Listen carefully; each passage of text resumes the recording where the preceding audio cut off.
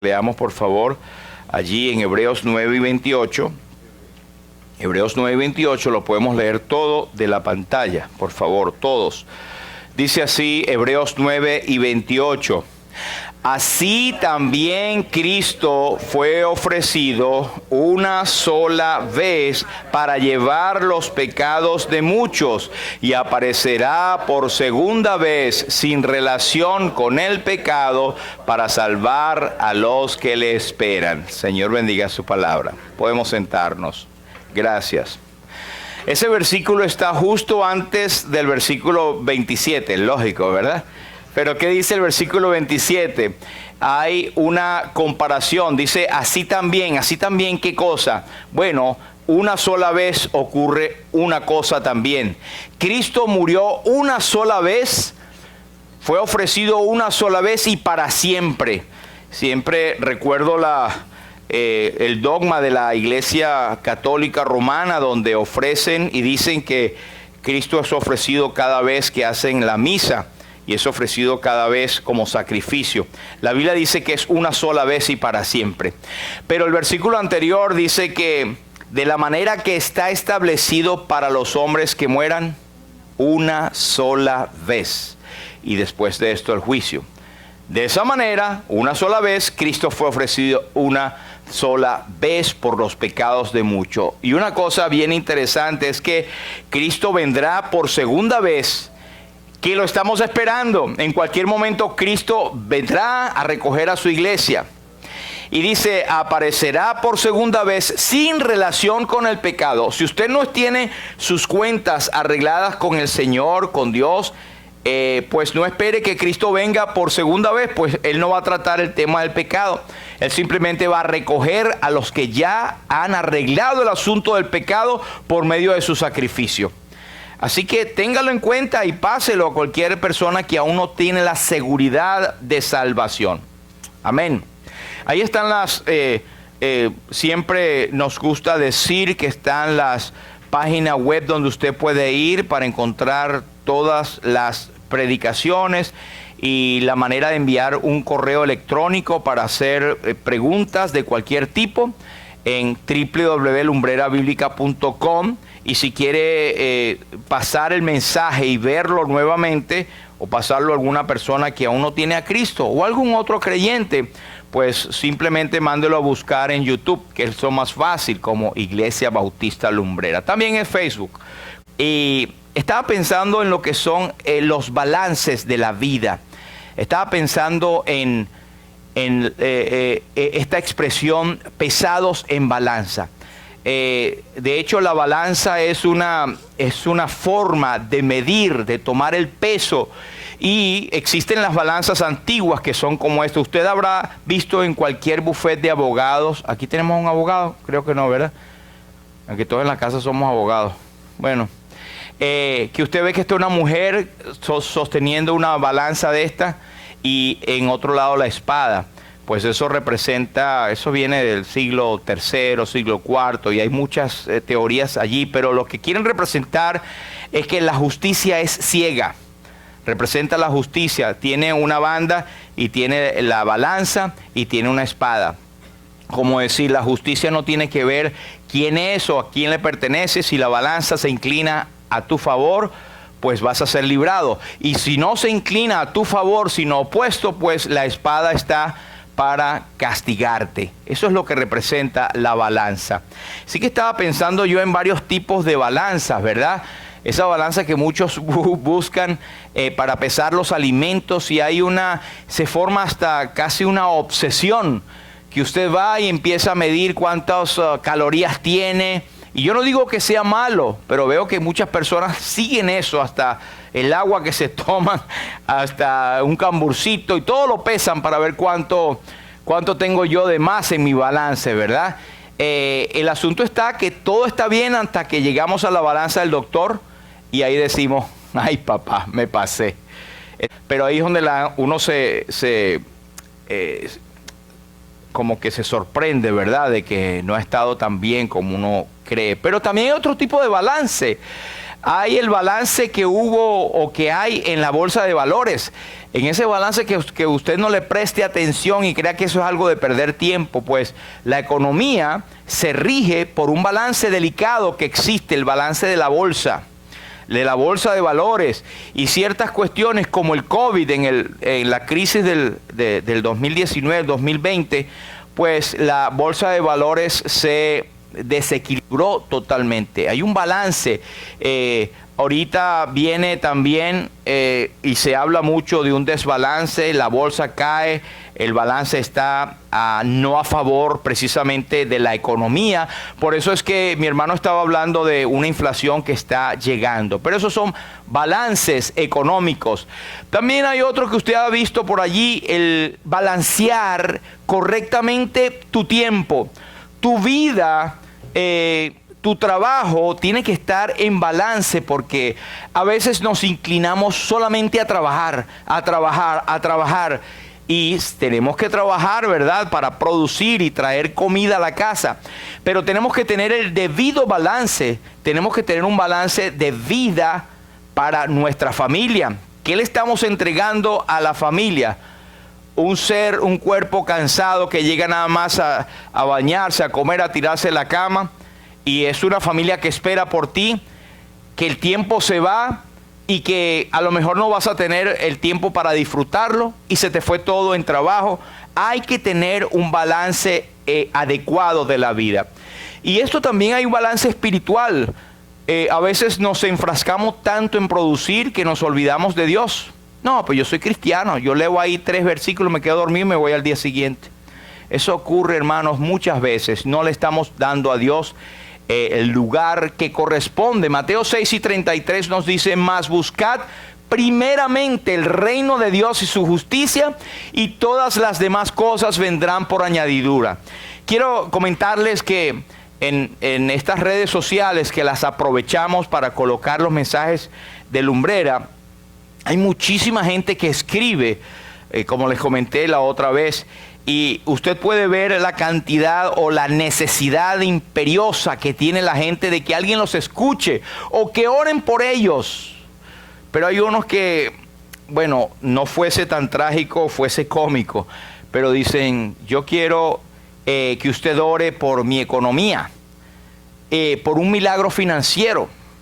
Otros colocan: yo quisiera que usted orara por que me consiguiera Dios una esposa o mi media naranja.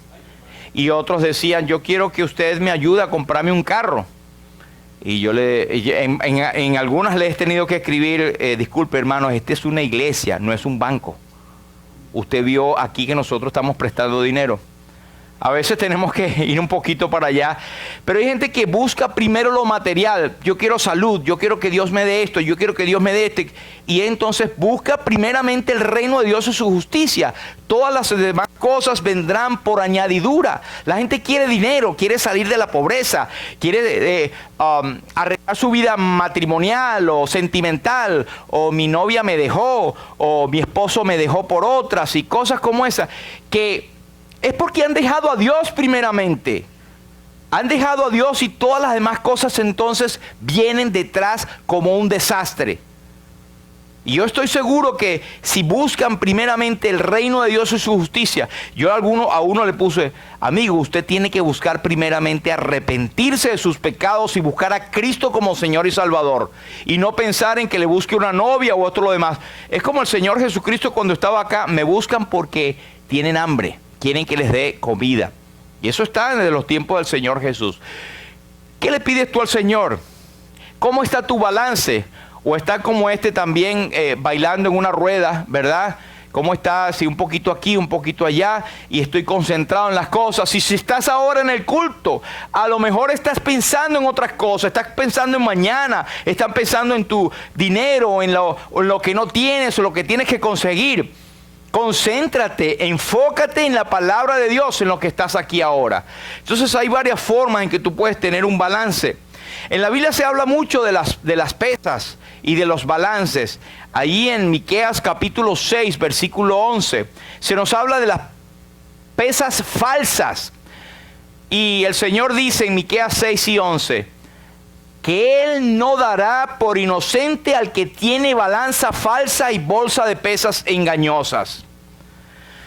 Mire, aún esa pesa que el portugués tenía, no sé si acuerdan esas que eran esas balanzas que ponían y algunos la trampeaban. Eso se ve desde la antigüedad y Dios aborrece eso. Pesas falsas. Dios no dará por inocente al que tiene balanzas falsas y bolsas de pesos engañosas. Ya sea para nosotros mismos o queremos decirle a Dios, Dios, te estoy dando lo que puedo. Esa es una balanza falsa. O estoy tratando de ayudar a los demás. Es una balanza que no llega a ningún lado porque Dios no cuenta tus obras para salvación, ni te da gracia por eso. Hay mucha gente que todavía tiene. Si le preguntas acerca de su relación con Dios, bueno, pero yo soy bueno, yo voy a la iglesia, yo doy mis diezmos, yo le doy a los homeless, yo ayudo a la gente, el yo-yo, el famoso yo-yo. Es que tienen metido en la cabeza las obras. Y la Biblia dice que por gracia solamente es que podemos ser salvos por medio de la fe. Pues no es de vosotros, es don de Dios. No por obras para que nadie se gloríe. Cristo es el único medio de salvación. Pero la gente intenta suplementarlo con muchas cosas. Y un Cristo suplementado es un Cristo suplantado. No es la salvación que está en la Biblia. Pero sabe, también hay pesas y balanzas exactas. El Señor las exige. Y no estamos hablando solamente del artículo, del diseño, del device, del dispositivo, sino cómo está tu vida en cuanto a eso. El Señor dice, exige el uso de pesas y balanzas exactas, porque Él es quien fija los parámetros de la justicia. A veces pesamos unas cosas más, porque es para otros, pero cuando eso corresponde a nosotros, decimos, no, pero a mí no es tanto para mí. Entonces somos como la ley del embudo, ¿verdad? Para nosotros lo grandote y para los demás lo chiquitico, lo más extremo, lo más fuerte. ¿Cómo está nuestro corazón en cuanto a las pesas y balanzas exactas? El Señor exige el uso de pesas y balanzas exactas. Y hay otra versión que dice que el Señor aborrece la balanza no exacta o la balanza que está amañada, dice una versión. Él es quien fija los parámetros de la justicia. Pero sabes que también revisando acerca de esto, encontré a Job. Job en el capítulo 6 y en el versículo 2 encontró un tipo de balanza equilibrada. Y usted dirá, wow, por fin una cosa buena lo que estamos hablando. Pero él pudo decirlo de esta forma: ojalá pudieran pesarse mi queja y mi tormento y fueran igualmente puestos en la balanza.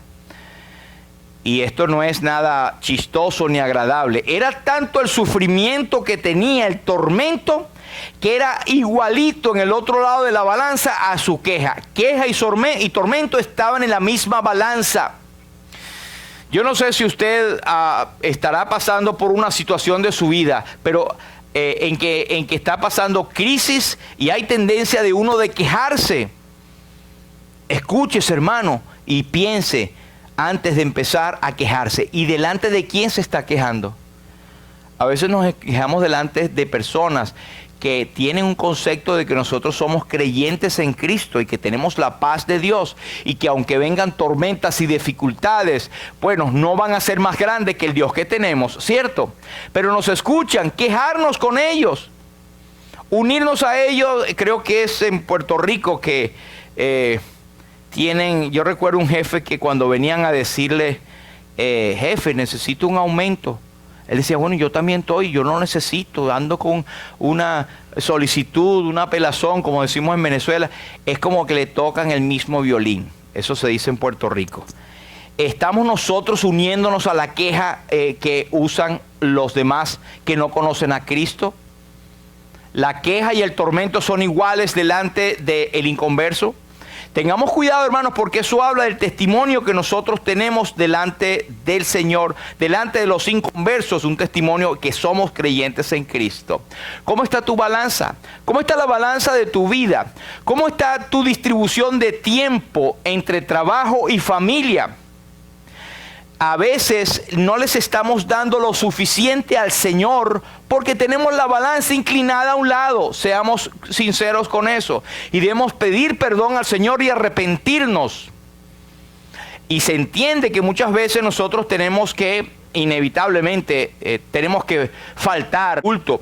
Pero no falte la oración, no falte la lectura de la palabra, no falte que un día nosotros no hablemos del Señor o que a veces lo demostremos a Cristo en nuestros corazones delante del inconverso, pero siempre estamos con una queja constante.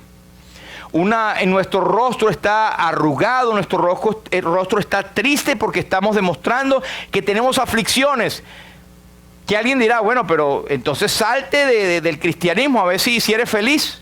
Eso se ha llegado a oír, hermano, y eso es triste. Para yo ser cristiano como fulanito, entonces prefiero quedarme así, porque lo que está demostrando es lo opuesto a que hay una verdadera felicidad. ¿Sí me explico, hermanos? Eso va primeramente para mí y después para todos ustedes.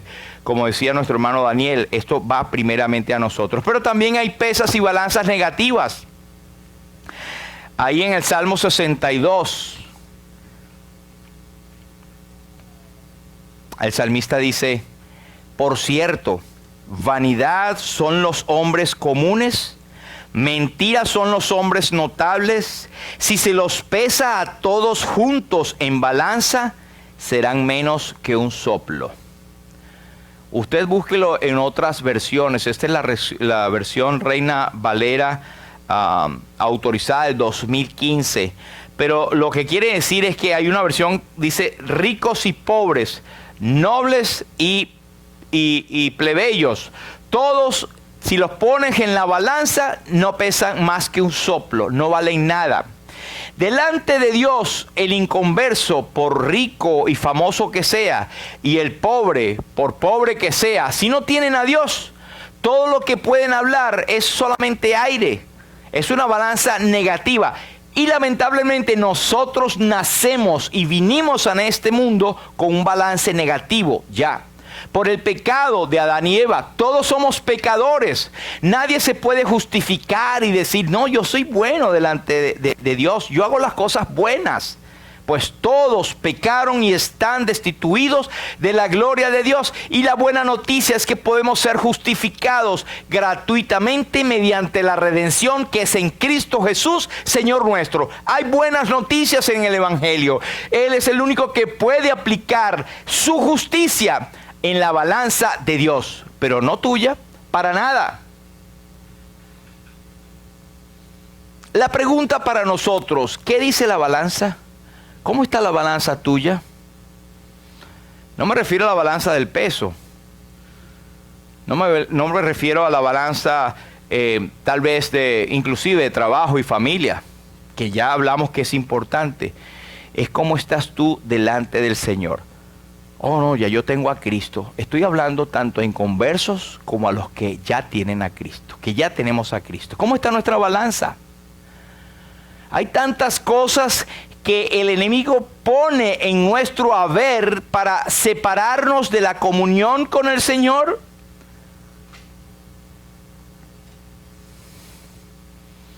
Hay tantas cosas que el enemigo puede colocarnos. Recordemos que tenemos el enemigo que tiene el creyente es la carne, que es nuestra propia naturaleza, que nos inclina a cosas que nos alejan de Dios.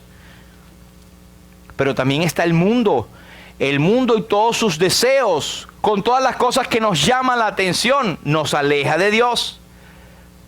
Y también está el mismo Satanás. 3 enemigos que tiene el creyente. La persona que no tiene a Cristo como Señor y Salvador, posiblemente le importa muy poco el hecho de que su balanza esté negativa o positiva. Pero llegará un momento en que tendrá que pararse ante el gran juez en el día final. Y en términos figurativos, decirle, Dios, tu balanza está inclinada a negativa porque nunca tuviste la balanza positiva de Cristo. Apártate de mí, maldito, al fuego eterno preparado para el diablo y sus ángeles. Pero quiero mencionarle un tema en específico, un hombre en específico que sufrió en carne propia el asunto de una balanza, y creo que ya muchos saben de qué me voy a referir, ¿verdad? Esto está en Daniel, capítulo 5. Ese hombre estuvo haciendo cosas a pesar de que había sido advertido por Dios. Había tenido un abuelo que había hecho cosas malas. Dios le había dado prosperidad y sin embargo él se porfió en hacer las mismas cosas de su abuelo y como no escuchó, entonces tuvo que ser pesado. Y usted recordará ese cuadro, la famosa expresión, yo recuerdo haberla aprendido ya desde niño en la escuela dominical, Mene, mene, tekel, uparsin. Y esas son escrituras en arameo. Y eso sencillamente habla de peso, peso, medida, medida, pérdida, pérdida, pérdida. Esos son los que dicen esos tres verbos. Y vamos a leerlo juntos en Daniel capítulo 5. Usted tiene su Biblia, por favor, busque en Daniel capítulo 5. El que no trajo su Biblia puede ver en la pantalla que yo tengo allí la escritura de igual manera, pero quisiera que buscaran en su Biblia, Daniel capítulo 5. Dice así la palabra de Dios. El rey Belsasar hizo un gran banquete a 1000 de sus príncipes y en presencia de los 1000 bebía vino. En el versículo 2, que no está en la pantalla, dice: Belsasar, con el gusto del vino, es decir, borracho, mandó que trajesen los vasos de oro y de plata que Nabucodonosor, su padre, es decir, su abuelo, había traído del templo de Jerusalén para que bebiesen en ellos el rey y sus grandes, sus mujeres y sus concubinas. Versículo 3 está en la pantalla. Entonces fueron traídos los vasos de oro que habían traído del templo de la casa de Dios que estaba en Jerusalén, y bebieron en ellos el rey y sus príncipes, sus mujeres y sus concubinas. Versículo 4. Bebieron vino y alabaron a los dioses de oro y de plata, de bronce, de hierro, de madera y de piedra. Versículo 5. En aquella misma hora aparecieron los dedos de una mano de hombre que escribía delante del candelero sobre lo encalado de la pared del palacio real, y el rey veía la mano que escribía. Yo estoy seguro que al rey se le fue la borrachera. Entonces el rey palideció, número 1, sus pensamientos lo turbaron, número 2, se debilitaron sus lomos, número 3, y sus rodillas le daban la una con la otra, número 4. Usted puede imaginarse esa escena. Ese hombre se puso blanco, ese hombre empezó a los hombros caerse de verdad, como casi con un desmayo. Ese hombre se turbó completamente, sus pensamientos se turbaron y sus rodillas empezaron a chocar unas con otras. ¿Usted alguna vez ha estado tan asustado que le tiemblan las rodillas? A lo mejor no le ha pegado una rodilla con la otra. Yo una vez estuve asustado así cuando estaba muchacho. Después cuando usted se acerque y le voy a contar exactamente dónde fue. Pero versículo 7, el rey gritó en alta voz que hiciesen venir magos, caldeos y adivinos. Y dijo el rey a los sabios de Babilonia: cualquiera que lea esta escritura y me muestre su interpretación será vestido de púrpura y un collar de oro llevará en su cuello y será el tercer señor en el reino. Bueno, vamos a pasar, versículo 8, dice: fueron introducidos todos los sabios del rey, pero no pudieron leer la escritura ni mostrar al rey su interpretación. Versículo 9, entonces el rey Belsasar se turbó sobremanera y palideció, y sus príncipes estaban perplejos. No encontraba la solución. Estaba en una crisis, una mano misteriosa, una cosa sobrenatural estaba ocurriendo. Versículo 10, la reina por las palabras. Esta reina es la madre de Belsasar. Lo sabemos inclusive por la cronología y también por la historia secular que se habla exactamente de este rey y lo que pasó en esa noche. O sea que por mucho tiempo los críticos de la Biblia decían esto no existió, este Belsasar ni siquiera existió en Babilonia. Y descubrieron por las escrituras cuneiformes en muchas excavaciones revelaciones del rey Belsasar y lo que pasó en esa noche, corroborando al pie de la letra la escritura. Entonces el versículo 11 ya dice, en tu reino hay un hombre en el cual mora el espíritu de los dioses santos. Ese era el testimonio que ella tenía de Daniel, un hombre en el cual moraba los dioses santos. Ellos no conocían, por supuesto, al Dios de Israel, pero sabía que era el Dios santo y poderoso y le llamaban los dioses. En los días de tu padre, es decir, de tu abuelo Nabucodonosor, se halló en él luz e inteligencia y sabiduría como sabiduría de los dioses, al que el rey Nabucodonosor, tu abuelo, oh rey, constituyó jefe sobre todos los magos, astrólogos, caldeos y adivinos. Dice, por cuanto fue hallado en él mayor espíritu y ciencia y entendimiento para interpretar sueños y descifrar enigmas y resolver dudas, esto es, en Daniel, al cual el rey puso por nombre Beltasar. Llámese pues ahora Daniel y él te dará la interpretación. Versículo 13. Entonces Daniel fue traído delante del rey. El rey le pregunta, ¿eres tú aquel Daniel de los hijos de la esclavitud de Judá que mi padre trajo de Judea? Yo he oído que en ti el espíritu de los dioses santos está en ti y que en ti se halló luz, entendimiento y mayor sabiduría. A propósito, hermanos, este es el testimonio que deberíamos tener delante de los inconversos, porque en nosotros mora el Espíritu Santo. Que seamos luz delante del inconverso. No es porque era un profeta de la antigüedad en cual moraba Dios. Tú eres un hijo de Dios en el cual mora el Espíritu Santo y no hay razón por la cual el testimonio que en Daniel había no está en ti y no está en mí. Ahora fueron traídos delante de mí sabios astrólogos para que leyese esta escritura y me diesen su interpretación, pero no han podido mostrarlo. Versículo 18 dice... El Altísimo Dios, oh Rey, dio a Nabucodonosor, tu padre, el reino y la grandeza, la gloria y la majestad. Y por la gracia que le dio, todos los pueblos, naciones y lenguas temblaban y temían delante de él. A quien quería mataba y a quien quería daba vida. Engrandecía a quien que quería y a quien quería humillaba. Versículo 20. Mas cuando su corazón se ensoberbeció y su espíritu se endureció en su orgullo, fue depuesto del trono de su reino y despojado de su gloria. Y fue echado de entre los hijos de los hombres, ese fue Nabucodonosor. Y su mente se hizo semejante a la de las bestias. Cuando usted le dice a alguien que tiene la mente de una bestia, ¿qué está diciendo? ¿Qué tipo de bestia? ¿Verdad? Es una persona que no piensa, que piensa con los pies, ¿será?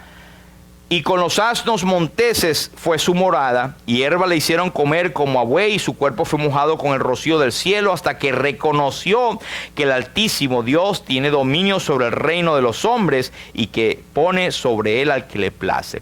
Esto está otra parte de la historia, cuando Nabucodonosor le vino un espíritu de locura, y estuvo vagando entonces por todos los montes, comiendo hierbas y la barba crecida, y era el loco Nabucodonosor, después que había sido tan grande, pero hasta que Dios lo humilló, reconoció que Dios era el Dios poderoso, él volvió a la cordura. Versículo 22, Daniel le sigue diciendo a su nieto, y tú, su hijo o nieto, Belsasar, no has humillado tu corazón sabiendo todo esto.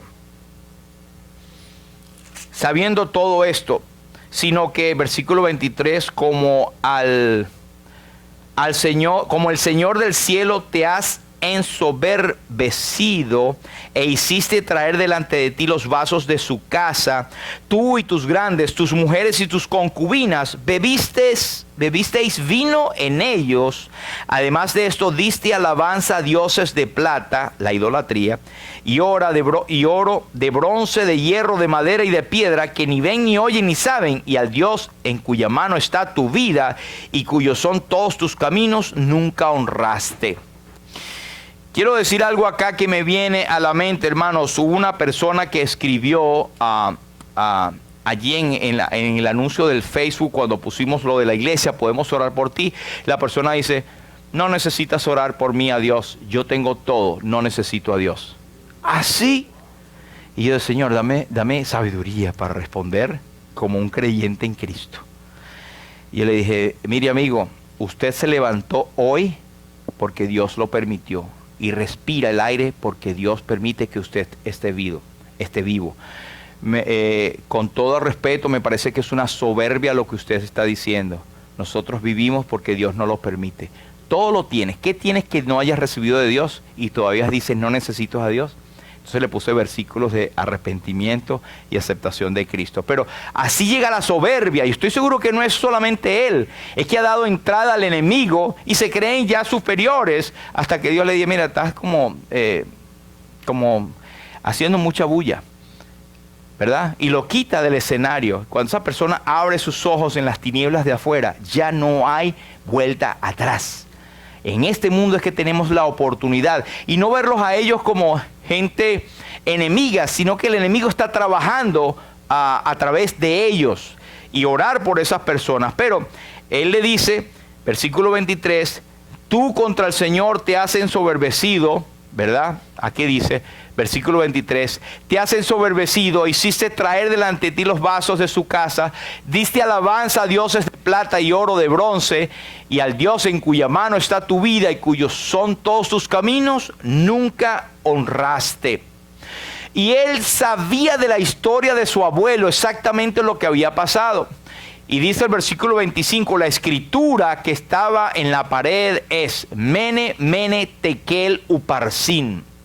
Esta es la interpretación del asunto. Contó Dios tu reino y le ha puesto fin.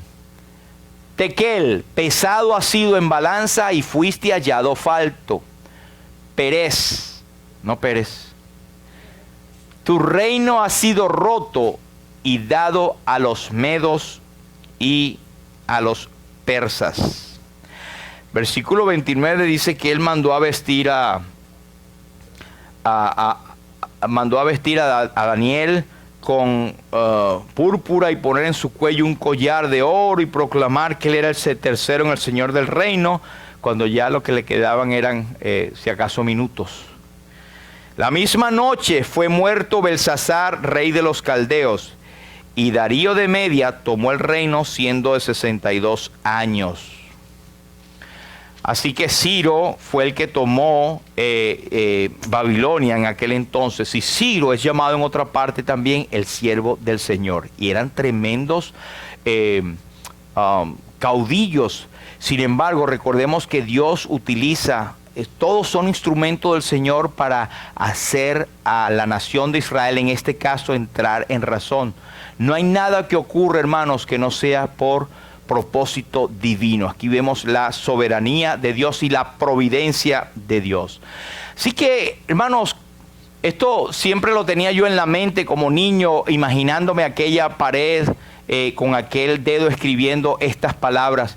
Pero no tenemos tal vez un reino, pero tenemos una vida que el Señor nos ha dado. Y el Señor en ese entonces le dice a Belsasar, tu reino ha sido contado y se le ha puesto fin. ¿Qué pasaría si tú supieras que tu vida o la mía está ya por fenecer? Yo digo que por eso que el Señor a algunos le da el privilegio. Yo conozco el testimonio, por lo menos mi hermana argentina acá, cuyo padre, el Señor le reveló cuando se iba. Tenía ya 103, 106 años, 102 años. Ya como que mucho, Señor, llévame, ¿no? 102 años. El Señor le reveló cuando se iba. Y lo mandó a él mismo que se fuera a afeitar y todo, y eso ocurrió así. pero esos son privilegios de algunos. Pero nosotros tenemos la bendición de saber de que si es ahora o si es mañana, con el Señor nos iremos, ¿verdad? Pero hay aquellos que no están preparados para eso. ¿Cómo está tu vida delante del Señor? ¿Estás realmente confiando en Cristo como Señor Salvador? ¿O nada más porque eres hijo o hija de padre cristiano? ¿O mi mamá va al culto? ¿O mi papá iba al culto? ¿O son misioneros? Y yo soy creyente por ende. Pero tu vida no demuestra un amor hacia el Señor. Cuidado, cuidado. Que aún el enemigo le gusta engañar, hacer engañar a la gente de que son salvos para perderlos. ¿De dónde estás agarrado realmente? Esta persona estaba idolatrando, estaba profanando las cosas de Dios.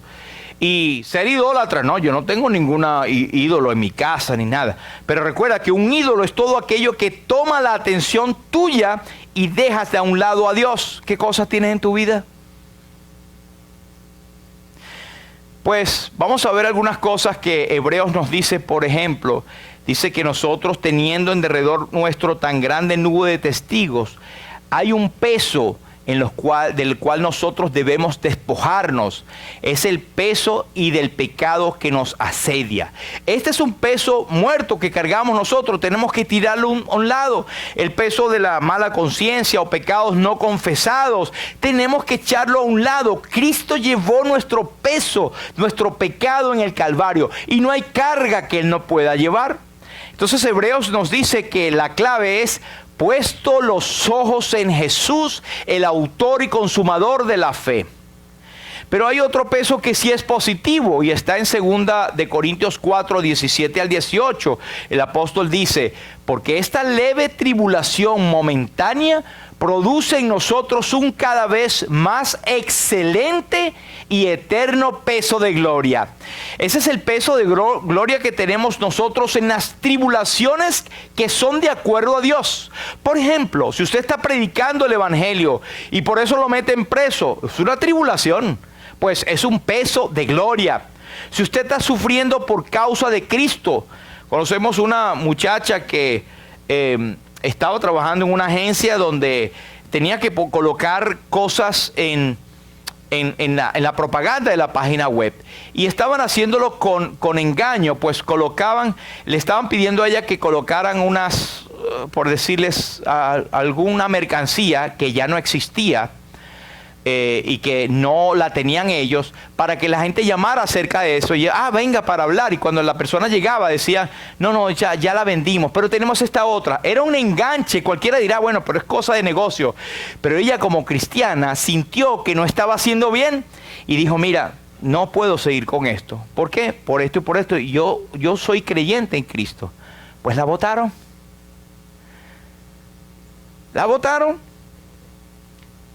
Y el Señor ha provisto para ella un nuevo trabajo. Pero eso que ella sufrió, esa tribulación, no sé cuánto tiempo estuvo sin trabajo, es una leve tribulación y es un peso de gloria por testificar delante del Señor. Así hay muchos detalles y muchos ejemplos, hermanos, pero es un peso positivo. Y mire la clave, versículo 18: no mirando nosotros las cosas que se ven, sino las que no se ven, pues las cosas que se ven son temporales, las que no se ven son eternas. Amén. Ahora vamos a ver en resumen estas. La primera, nuestra balanza espiritual. El peso de la experiencia. Dios da la oportunidad de aprender de ella. Belsasar tenía la experiencia de su abuelo Nabucodonosor, lo que le había pasado por no seguir en integridad delante de Dios y no dar la gloria al Señor, sino ensoberbecerse o mostrar que tenía un poderío que no se le había dado nada, sino él mismo. ¿Han oído ustedes de esas personas que dicen: yo no le debo nada a nadie? Lo ha oído, ¿verdad? Muchísimo. Que Dios te quite el aliento y a ver quién le vas a deber más oxígeno. Siempre recuerdo aquella anécdota de uno de los grandes ateos, que cuando él negó toda su vida la existencia de Dios. E inclusive hizo un diccionario que ridiculizaba la Biblia, y cuando él siempre se ufanaba de que él tenía su vida porque la había trabajado. Cuando estaba muriendo, la enfermera que lo atendió dijo que no le gustaría atender más nunca la vida de un ateo. o un lecho de enfermedad, porque él empezó a clamar de repente en su agonía: luz, más luz, no veo, estoy entrando en una oscuridad. Y diciendo esto al final: si Dios me diese un minuto más de vida para buscarle y pedirle perdón. Y diciendo eso, murió. Pero eso es un caso real. La gente, cuando está en el momento de la muerte, es que busca arrepentirse. El infierno está lleno de arrepentidos, pero no a tiempo. Moisés decía: enséñanos, Señor, de tal modo a contar nuestros días que entremos, que tengamos en ellos sabiduría en nuestros corazones. 1 Juan 3:20, pues si nuestro corazón no nos reprende, mayor que nuestro corazón es de Dios, y Él sabe todas las cosas. Nosotros tenemos no solamente la conciencia no es buena consejera, pero tenemos el Espíritu Santo que nos indica lo que está malo y lo que está bueno. Romanos nos dice que las cosas que se escribieron antes para nuestra enseñanza se escribieron. Tenemos la Biblia, hermanos, para ver la balanza espiritual. Número 2, el peso de la soberbia. Cuidado si nosotros caemos en esto. Se nombra 57 veces en la palabra de Dios. ¿Qué es la soberbia? Es el carácter de aquel que con una estimación inflada de sus propias fuerzas o méritos desprecia a los demás e incluso los traza como poca cosa. Números, el Señor hablando, Dios: mas la persona que hiciere algo con soberbia, así el natural como el extranjero, ultraja a Jehová. Esa persona será cortada en medio de su pueblo. Es serio. Job nos dice: esta gente clama, pero Dios no las escucha por causa de su maldad y soberbia. Número 3, la medida de la humildad. Romanos 12:3 nos dice: nadie tenga más alto concepto de sí mismo que el que deba tener, sino que piense de sí mismo con cordura, de acuerdo a la medida de fe que Dios repartió a cada uno. Búsquela, está en la versión Biblia para todos los pueblos. En virtud del don que me ha sido otorgado, pues que nadie se le suban los humos a la cabeza. Me gusta esa versión, ¿verdad? Está como más criolla. Cada quien se estime en lo justo. Cuidado, hermanos, cómo pensamos de nosotros mismos. El Señor es la medida suprema. Lleven mi yugo sobre vosotros y aprendan de mí, que son manso y humilde de corazón. Número 4, hay un peso en deshonrar a Dios. Mucho cuidado con esto, hermanos. Este pueblo de labios me honra, pero su corazón está lejos de mí. En vano me honran, enseñando como doctrinas mandamientos de hombre. Hay un peso en deshonrar a Dios, aún aplicando la palabra de Dios. Y el 5, el peso de la idolatría. En 1 Corintios se nos habla: ¿no sabéis que los injustos no heredarán el reino de Dios? No erréis, ni los fornicarios, ni los idólatras, ni los adúlteros, ni los afeminados, ni los que se echan con varones heredarán el reino de Dios. Y 1 Juan nos dice a los creyentes en Cristo: hijitos, guardaos de los ídolos, porque es algo que puede ocurrir. Así que, hermanos, dejamos esto para que tengamos en mente de que hay un peso, que nuestra vida va a ser pesada. Quiero decirles algo: las obras no cuentan para salvación en lo absoluto. Somos salvos por gracia. Pero una vez que somos salvos, Dios ha establecido obras para que nosotros anduviésemos en ellas. Desde el principio las ha diseñado. Pero no va a ser para contar salvación, sino para galardones. Así que sí cuenta lo que nosotros hacemos como creyentes. Amén. Vamos a orar y luego a cantar una estrofa de un himno. Padre, te damos gracias, Señor, por tu palabra. Gracias, Señor, por la representación de tu palabra cuando nos habla de la autoridad que Dios nos ha delegado para llevar tu palabra a los que no lo conocen. Una responsabilidad tan grande. Somos mayordomos de las cosas tuyas. Señor, te pedimos que nos ayudes con tu Santo Espíritu a balancear nuestra vida, a saber que sopesar las cosas de acuerdo a la palabra de Dios. Ayúdanos, Señor. Somos débiles, somos necios muchas veces y somos ignorantes de tantas cosas. Ayúdanos, Señor, a honrar tu nombre, a llevar lo que realmente pese en nuestra vida de acuerdo a la medida de fe que tú nos has concedido y a tu palabra, por supuesto. Bendice a los hermanos, bendice a los que no son salvos con la salvación de sus almas. Que si hay alguno que no tiene a Cristo, que hoy pueda ser valiente y decir: yo recibo a Cristo como Señor y Salvador. Quiero que Él sea el dueño de mi vida, habiendo Él muerto en la cruz por mis pecados y habiendo resucitado para mi justificación. Gracias te damos, oh Padre, y te alabamos en esta hora, en el nombre de Jesús. Amén.